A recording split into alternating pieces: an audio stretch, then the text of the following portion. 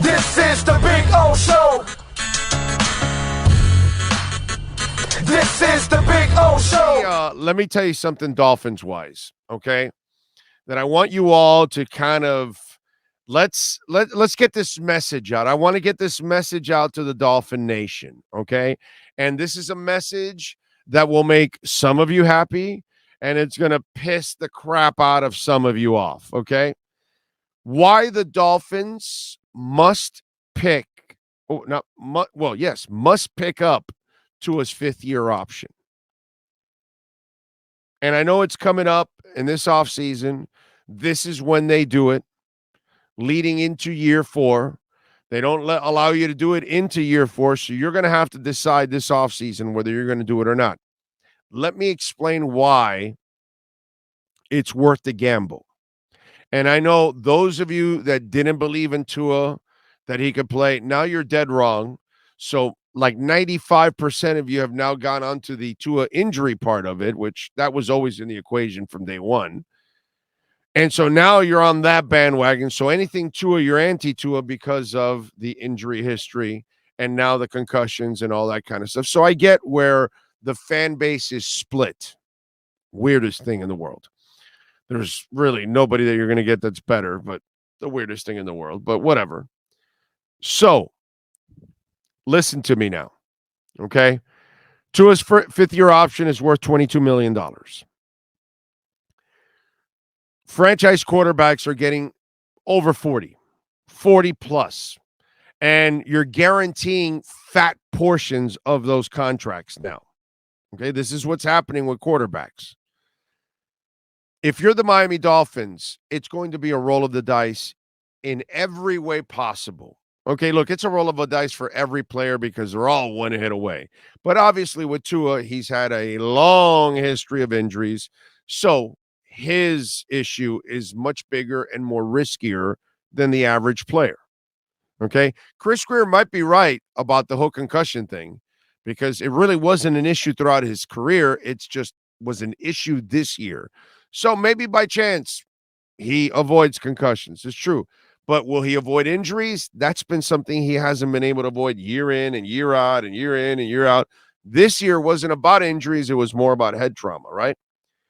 So he might be right on that and he might be wrong, whatever. But here's what I got to say. First of all, there's nobody out there that's better than Tua outside of Aaron Rodgers. And that is not a realistic trade. Miami doesn't have to trade him. They don't have the draft capital. But on top of all of that, it would be a mess also because you're inheriting a big-ass salary, which would cause all kinds of problems. And you'd have to readjust it all. And he's at the back end of his career as it is. Rodgers the only one. I don't want Tom Brady here. I didn't want Tom Brady last year. And guess what? I was right because he's falling off the cliff right now. If he wants to come back, fine. None of these other guys that are available, Jimmy Garoppolo or any of these guys or Derek Carr, they're not better than Tua anyway. So you're not making an upgrade there. Okay? You could draft a young guy. No young guy is going to come in and save your ass. Tua's your guy.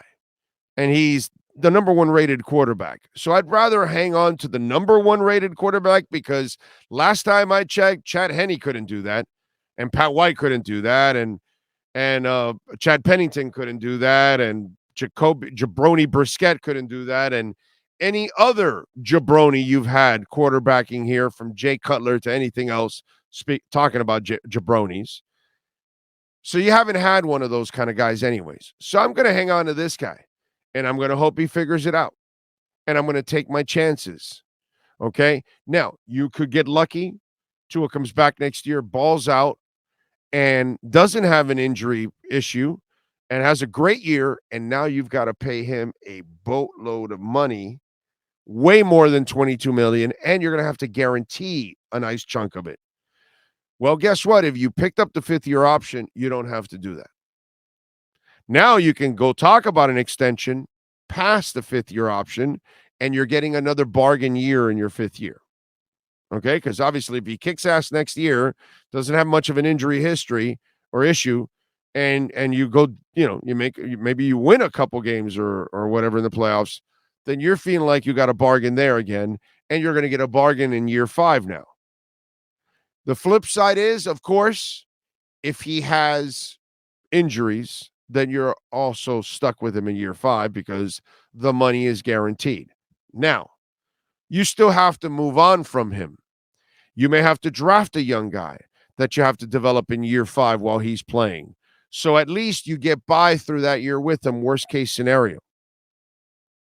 Or you find a veteran that you then plug in year 5 and he sits and backs him up, and it's an expensive year, and that's it. But either way, it's a gamble. You either gamble by giving it to him now for the 5th year, and you lock in and hope that everything goes well, and you're going to end up getting him on the cheap.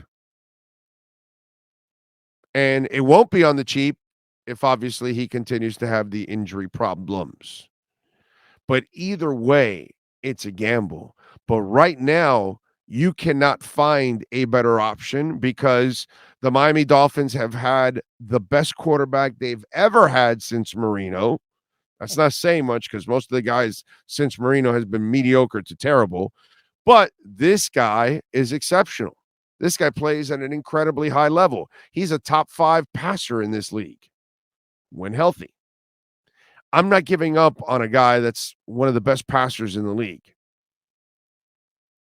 I understand the gambles and all that, but you drafted him already, right? You're in. You might as well go all the way in now and pick up the 5th-year option because that would be the least expensive, believe it or not, in the long term. And also, it's the best risk to take now because waiting a year, and if he stays healthy, here's the other caveat to all of this. Follow me on this. Waiting for him to then, if he does show up next year and plays at a high level and stays healthy, you now have to pay him all that fat ass money right away in year 5. But by extending it and paying him after year 5, you now get an opportunity to watch him for 2 straight years play at a high level. And that convinces you even more that large contract is well worth it because now you can go into year 4 and start negotiating into year 5. And now you're going to feel a little better about that situation. But you're going to have to pick up that 5th-year option. That is the right thing to do because in the long run, if everything goes well and it becomes your long-term solution, that's the cheapest route. And that's the best part of it all.